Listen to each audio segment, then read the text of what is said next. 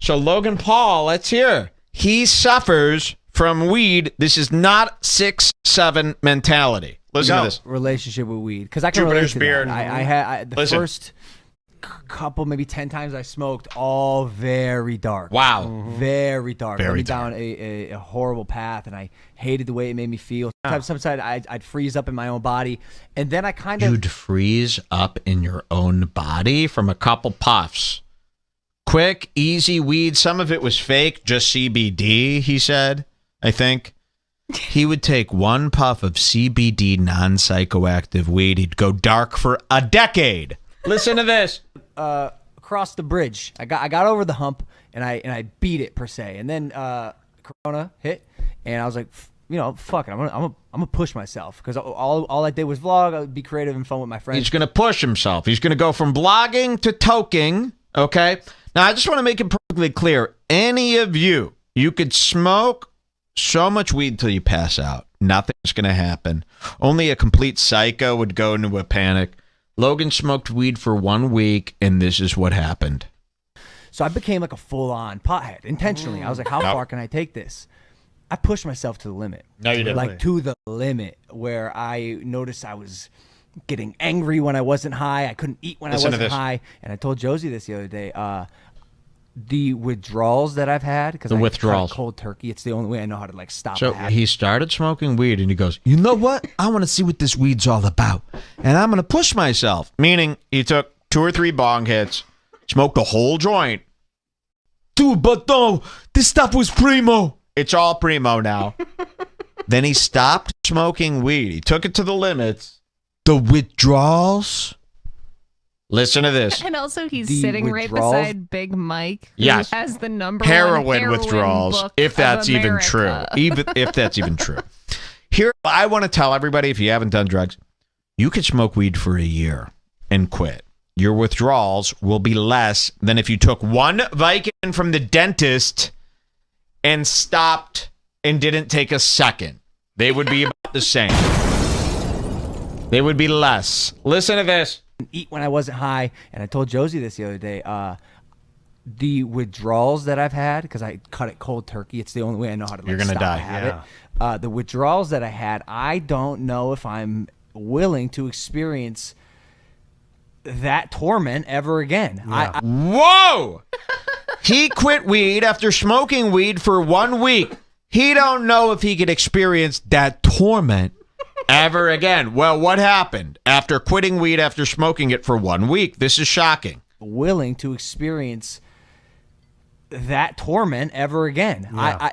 Insomnia, lack of appetite, mood swings. From THC, bro. That's from a plant. From so when you stopped, so when you stopped, you couldn't sleep. So your body was dependent for 2 to 3 weeks. There's definitely a dependence. For 2 to 3 weeks, he couldn't sleep. Even Jenko's like. Even Jordan Peterson is like, my applesauce lie. You know what I mean? Even Jordan Peterson, as he, as he's fingering Michaela in a nightclub.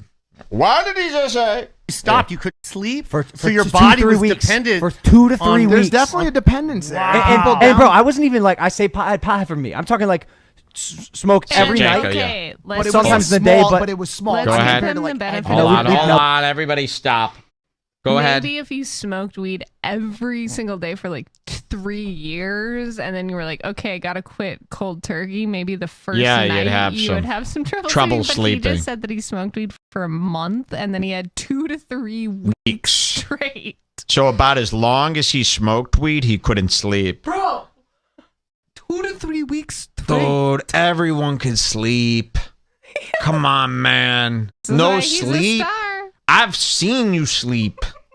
I was over. You got 9 hours. If Logan doesn't get 11 beautiful hours and wake up feeling like a god.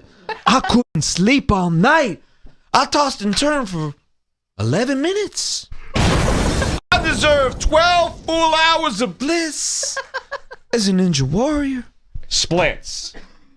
Let's hear this again. This is kind of crazy. Only a dependence there. And bro, I wasn't even like, I say pie for me. I'm talking like smoke every night.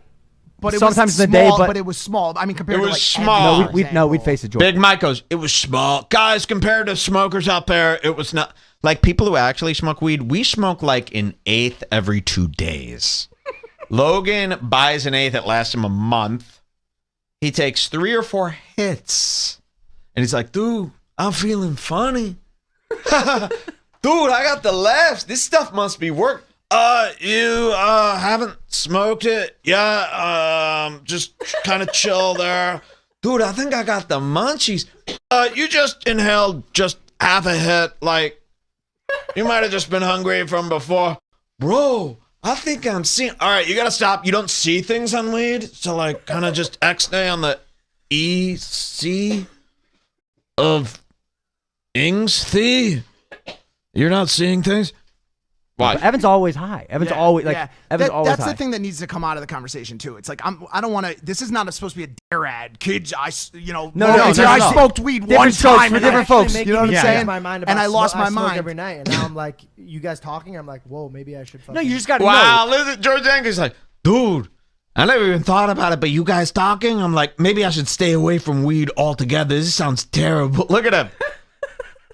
You didn't sleep for 28 days?